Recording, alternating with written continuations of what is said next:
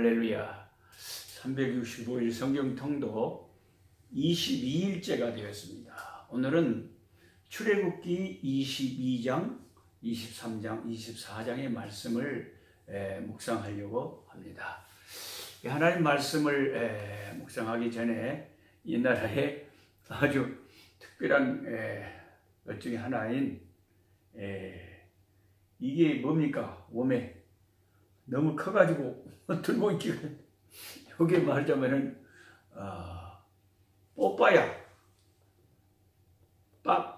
뽀뽀라고도 하고 뭐 빠빠라고도 하고 뽀빠야라고도 하는데 이게 말하자면 이제 아주 그 소화도 잘 되게 하고 위도 편안하게 하고 화장실도 편안하게 보게 하고 이것이 생긴 것은 호박같이 이렇게 생겼어도요. 빠빠야 다 아시죠?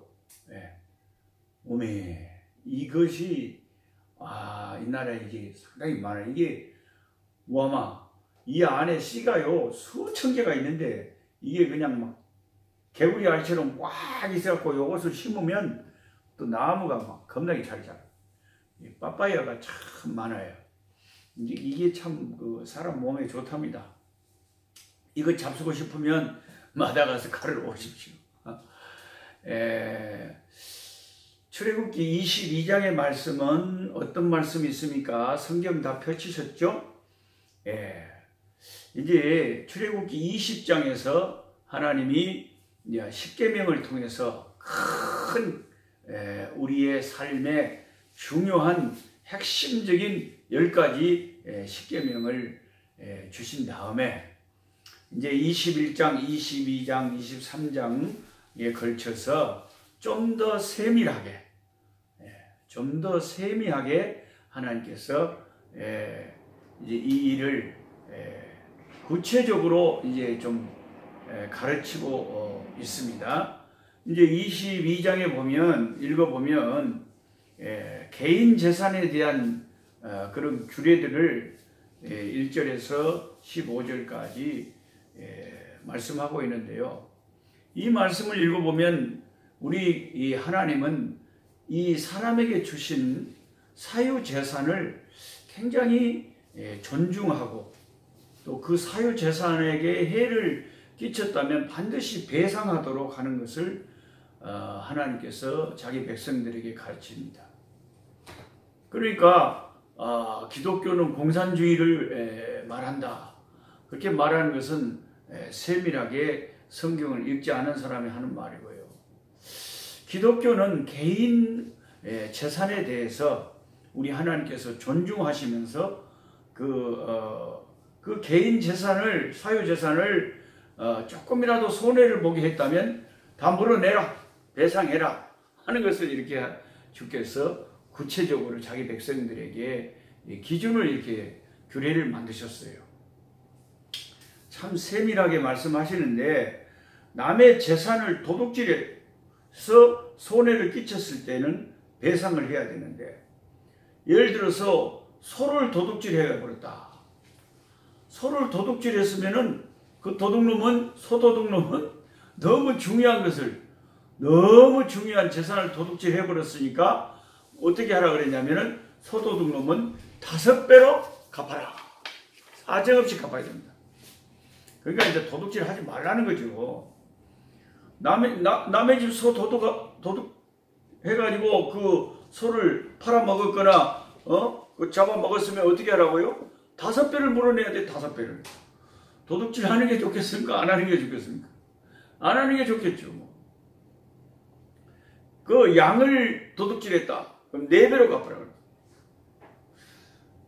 저희 엄마가 제 어렸을 때 전라도 벌교에서 이렇게 엄마가 장터에 그 시골장에서 헌옷 장사를 하셨는데 엄마 장사하는 거 가끔 보러 이렇게 장에 가보면 한 번은 우리 엄마가 전자를 펴놓고 헌옷을 파는데 어떤 사람의 아줌마가 그냥 엄마한테 돈을 지불 안 하고 살짝 옷을 갖다가 훔쳐가지고 가다가 우리 엄니한테 몸에 딱 잡혀버렸어요. 우리 엄니 싸납습니다. 그냥 막 독수리가 그냥 뭐 새끼 닭을 낚아채듯이 세상에 그 불쌍한, 불쌍해 죽겠어요. 나는 그 도둑질하다가 잡힌 사람 얼마나 불쌍해요. 그 사람을 잡아가지고 그냥 사람들 다 있는 데서 그냥 웜에 챙피는 다 주고, 그리고 막 욕을 하면서 무조건 5배로 물어내라는 거예요. 이 옷값이 10,000원이면은 50,000원 물어내라는 거예요. 딱 그럽니까? 그때 교회도 안 다니고 성경도 모르는데 어떻게 5배는 아셨는지. 소도둑놈은 5배 물어내, 양도둑놈 4배로 물어내. 근데 그것도 경우에 따라 다른데, 소가 살아있다, 돌아갔는데 소가 살아있다, 그러면 그 살아있는 소는 다시 돌려주면서 2배로 또 한 마리 소를 물어내야 되고, 다른 짐승들도 그렇게 하라 그랬습니다. 하나님께서 얼마나 재미있고 소상하게 이스라엘 백성에게 서로 존중하고 이웃을 사랑하고 살 것을 이렇게 가르치는지 참 놀랍습니다. 이 성경을 읽으면. 그 다음에 이제 22장 16절부터는 이웃 사랑에 대한 그 율법을 좀 세분화해 가지고 별의별 것을 다 이렇게 율례를 정하셔서 가르치네요. 예를 들면 혼인, 빙자, 간음, 이런 사람은 어떻게, 그 남자는 결혼을 빙자해 가지고 간음을 했을 때는 어떻게 할 것인가. 그 다음에 옷을 저당 잡히고 돈을 빌렸잖아요. 그러면 하나님이 어떻게 하라고 그러냐면 반드시 해가 지기 전에 그 옷 갖다 주라고 그랬습니다. 그 가난한 사람이 자기 옷을 저당 잡히고 돈을 빌렸겠잖아요. 근데 저도 이 아프리카의 레소토 쪽에서 오래 있어 보니까, 레소토는 산악국가인데요. 이 목자들이나 그 전통 옷이 아예 그 한국의 담요 같은 걸 딱 뒤집어 쓰고 그게 자기들 전통 옷이다 그래요. 근데 이게 낮에는 옷이었지만 밤에는 이불이 되거든요. 가난한 사람에게 옷을 돌려주지 않으면 밤에 추워서 잠 못 잡니다. 하나님이 얼마나 사랑이 많으시고 세밀하신지, 특히 또 가난한 사람에 대해서 얼마나 하나님께서 신경을 많이 쓰시는지, 그 옷을 반드시 해지기 전에 돌려줘라, 그렇게 말씀하십니다. 그 다음에 그 공무를 집행하는 사람들, 재판관들을 존중하라 그럽니다. 그게 참 그 선진국일수록 그 공무원들이나 또 순경 경찰들, 그게 공권력이 강하잖아요. 후진국일수록 그게 이제 그걸 무시하고 그걸 잘 지키지 않는데, 우리 하나님은 재판관들이나 관원들, 공무원들을 잘 순종하고 잘 따르라고 했습니다. 그 다음에 하나님께서는 그 약자를 보호하는 법을 많이 이렇게 만드셔서 말씀하셨는데, 가난한 이웃에게 돈을 꽂았는데 이자를 받는 거, 고리 대금업을 하는 거 절대 금하셨습니다. 그러니까 우리 하나님께서 가르쳐 주신 모든 법 속에는 사랑이신 하나님, 하나님은 사랑이시라 그러잖아요. 하나님의 사랑이 항상 절절히 묻어나 있습니다. 그리고 고아나 애국인, 나그네, 과부, 사회적인 약자들은 무조건 보호하라고 하나님이 법률을 정해서 그렇게 말씀하셨습니다. 그러니까 이런 법은 당대의 다른 나라에서는 전혀 없는 법이라고 합니다. 이 법을 연구하는 사람들의 말을 들어보면 이 성경의 출애굽기 22장에 하나님께서 이렇게 사회적인 약자를 보호하는 법은 하나님의 백성들에게만 있는 특별한 법이었다. 어느 세상의 다른 이방의 법에는 고아나 과부, 가난한 자들, 나그네, 외국인 이런 사람들에 대해서 사회적인 약자에 대해서 보호하는 그런 법이 거의 없었다는 것입니다. 그래서 우리가 요한일서 4장 11절에 사도 요한이 이렇게 말씀하셨죠. 하나님이 이같이 우리를 사랑하셨은즉 우리도 서로 사랑하는 것이 마땅하니라. 만일 너희가 하나님을 안다 하고 형제를 사랑하지 않는 자는 거짓말하는 자라. 그러니까 우리가 하나님을 믿는다고 하면서 참 이기적이고 참 그 물건 하나 그 조그만 콩나물 하나 사면서도 그 가난한 사람들에게 그렇게 그냥 막 예수 믿는 사람이 그렇게 그냥 더 받으려고 하고 그렇게 인색하고 이런 것은 하나님 잘 믿는 사람이 아니라는 거예요. 우리는 어떻게 하든지 사회적인 약자들, 가난한 자들, 교회는 예수 믿는 사람들은 이 하나님의 사랑의 법을 원수도 사랑하라고 하는 이 하나님의 법을 실제적으로 교회에서만 입으로 아멘할 것이 아니라 우리의 삶으로 아멘해야 되고 성경책에만 밑줄을 치지 말고 우리의 삶의 말씀의 밑줄을 행동으로 쳐야 되는 것입니다. 오늘 하루 살아갈 때 출애굽기 22장에 말씀하신 그 약자를 보호하는 예수 믿는 사람이 공공 질서를 더 지키고 사회법을 잘 지키고 가난한 자를 돌아보고 하는 이런 주님의 법을 잘 지키는 우리가 되어야 되겠습니다. 그 다음에 출애굽기 23장에 계속해서 십계명을 주신 다음에 계속해서 이스라엘 백성들에게 구체적인 생활 속에서의 율례를 계속 말씀하고 있습니다. 이스라엘 백성이 이제 4절 5절에 보면은 지켜야 될 법 중에 원수를 도와주라고 하는 말씀을 하세요. 네가 만일 내 원수의 길 잃은 소나 나귀를 보거든. 자, 원수가 있어요. 근데 그 원수의 나귀가 길을 잃었어요. 그러면 원수의 소유니까 그걸 놔둬버리라 이게 아니고 원수는 원수고 그 불쌍한 짐승을 원수에게 돌려보내라 라고 하나님이 이스라엘 백성에게 율례를 정해서 가르치십니다. 예수님께서 네 원수를 사랑하라고 하시는 이 말씀을 신약에 와서 주셨는데 이미 아버지 하나님이 구약에도 원수에게 선대하라고 하는 말씀을 주셨다는 것을 우리가 출애굽기 23장에서 볼 수가 있습니다. 그 다음에 10절 11절에는 안식년을 지키라고 합니다. 안식년을 지켜라. 우리가 매주일 엿새가 지나면 7일째가 되면 이스라엘 백성은 안식일을 지키고 하나님을 경배했는데 이제 그것은 7일째가 아니라 7년이 되면 안식년도 지키라는 겁니다. 참 하나님께서 자기 백성들에게 세세하게 가르칩니다. 안식년을 지키라고 하는 큰 두 가지 목적이 뭐냐면은 그것은 가난한 사람들과 덜짐승을 위해서라는 것입니다.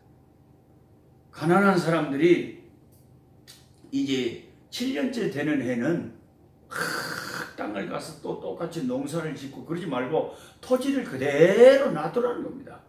농사 짓지 말고. 그러면 저절로 이제 거기에 뭐 열매를 맺거나 나는 곡식은 지나가는 나그네나 누구든지 먹을 수가 있고 가난한 사람이 먹을 수가 있고 들짐승이 먹을 수 있도록.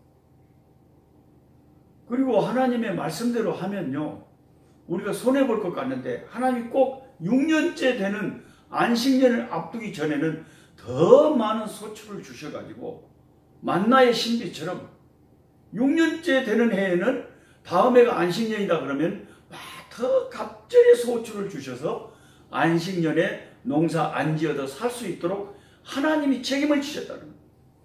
얼마나 좋습니까? 농사 안 지어도 하나님께서 다 책임지시니까. 그리고 1년 동안 이제 7년마다 땅을 이렇게 씌워주게 되면 땅이 다시 더 많은 땅이 힘을 얻어가지고요.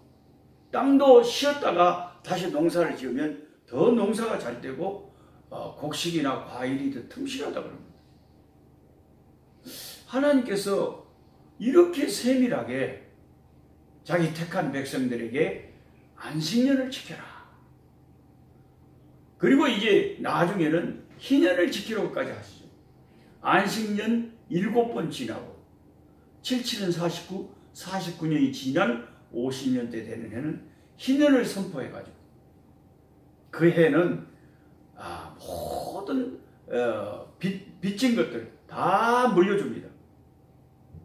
내가 너무 힘들어서 내 논 밭 다 남에게 그 주고 돈 얼마 받아갖고 그 소유를 넘겨버렸던 거 다 온 주인에게 돌려주고 희년을 선포하고 자유를 선포하고 종들 다 해방시키고 참 우리 하나님의 백성으로 살게 되면 종이 아무도 없고 모두가 자유를 누리고 기쁨을 누리고 모두가 공평하고 모두가 잘 살게 되는 하나님은 모든 사람이 다 복되고 행복하게 사는 그런 법을 만들어서 지키라고 하시는 겁니다.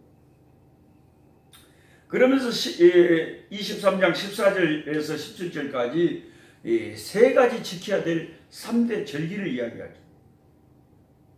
여러분 이스라엘이 지켜야 될 3대 절기, 첫째는 유월절, 둘째는 칠칠절, 오순절, 셋째는 수장절, 장막절, 초막절 다 같은 말이죠.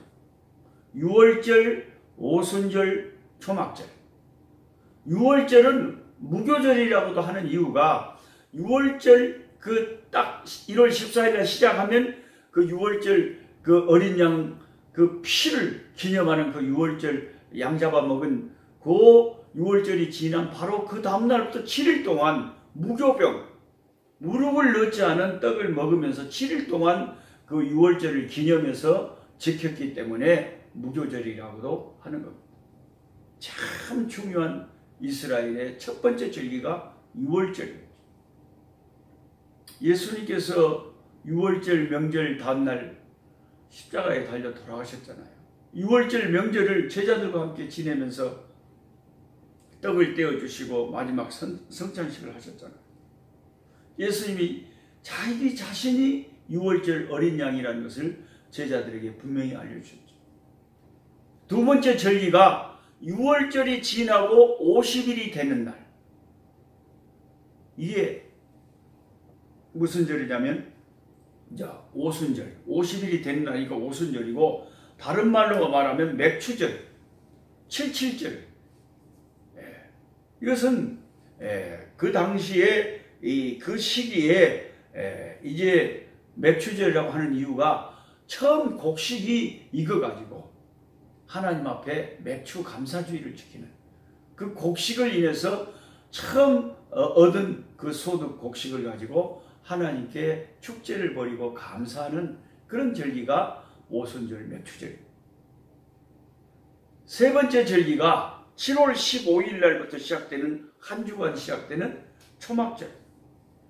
일주일간 이스라엘 백성들은 이 초막절이 되면요 다 자기 집을 나와서 모여가지고 집을 짓는데 초막을 지어요. 그러니까 집이나 풀로 이렇게 집을 짓고 7일 동안 기념하고 살았다는 거예요. 그건 뭐냐면 이스라엘 백성이 40년 동안 광야에서 여러분 광야를 이렇게 이동을 하다 보면 영구적인 집을 짓고 살지 못하고 언제 또 이동해야 되니까 내일 또 이동해야 되니까 쉽게 이동할 수 있는 천막이나 그런 간단한 하룻밤 잘 수 있는 그런 집을 짓고 살았겠지 않습니까?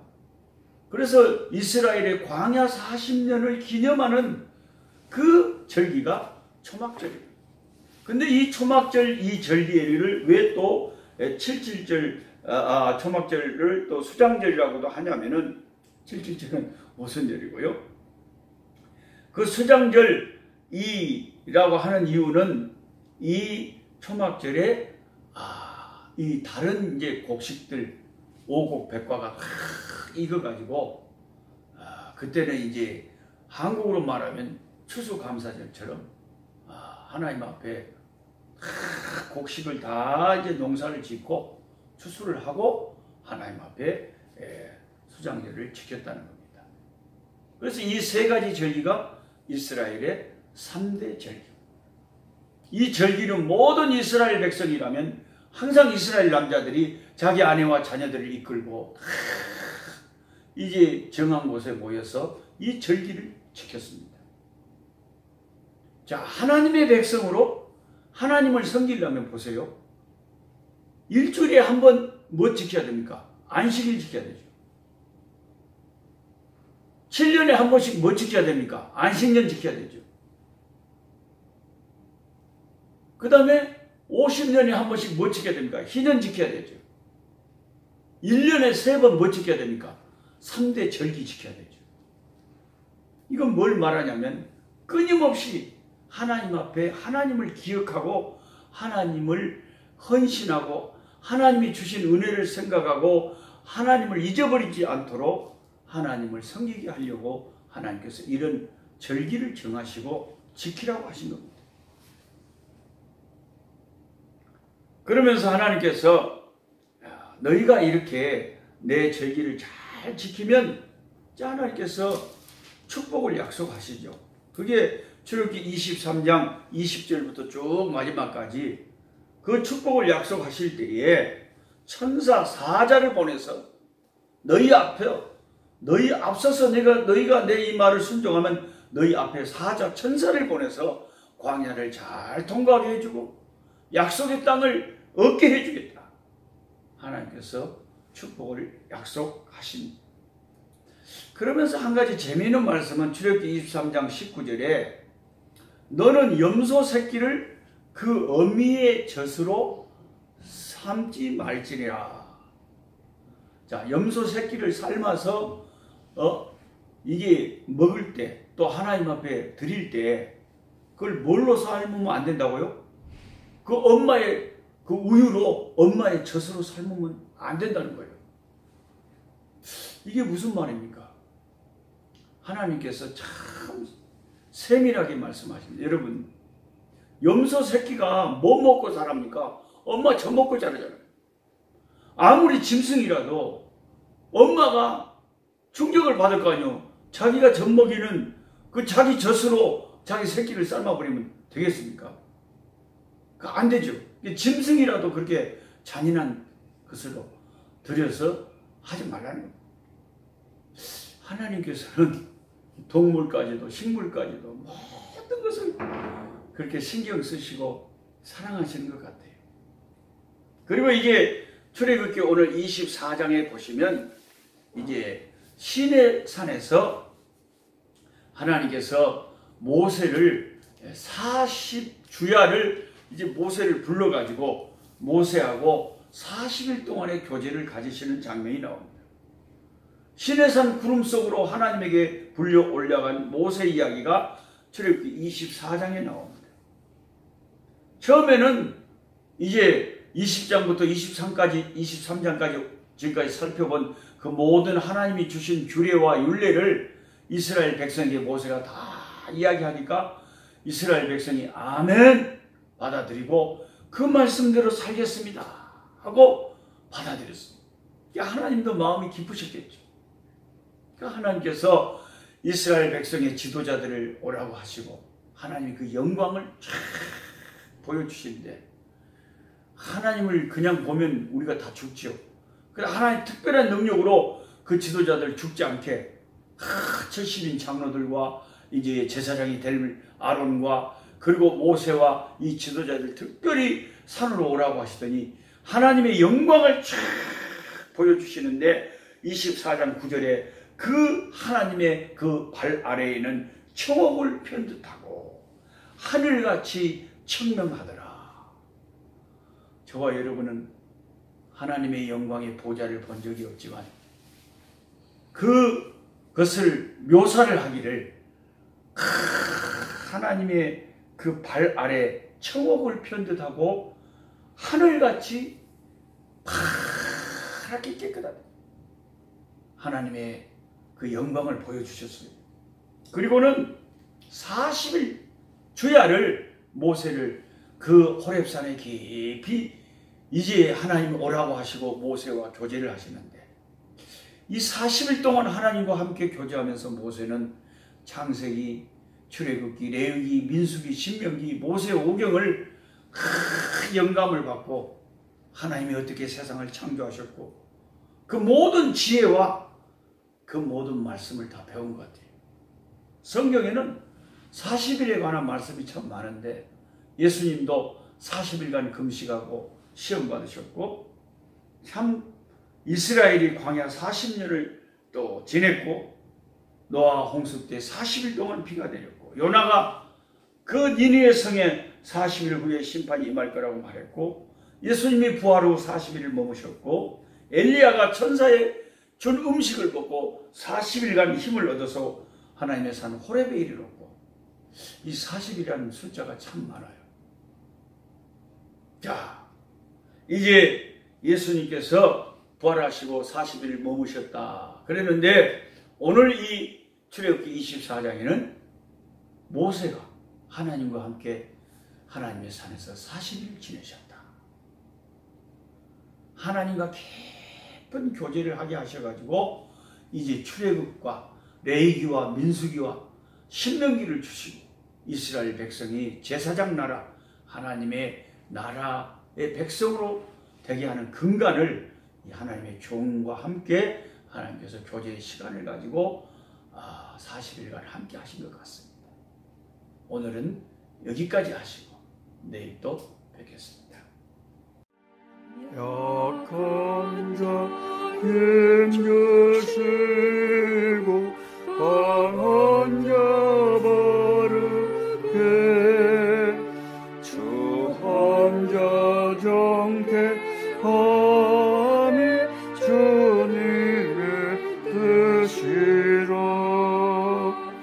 해 아래 압박 있는 곳 주 거기 계셔서 그 팔로 막아 주시어 종이가 선하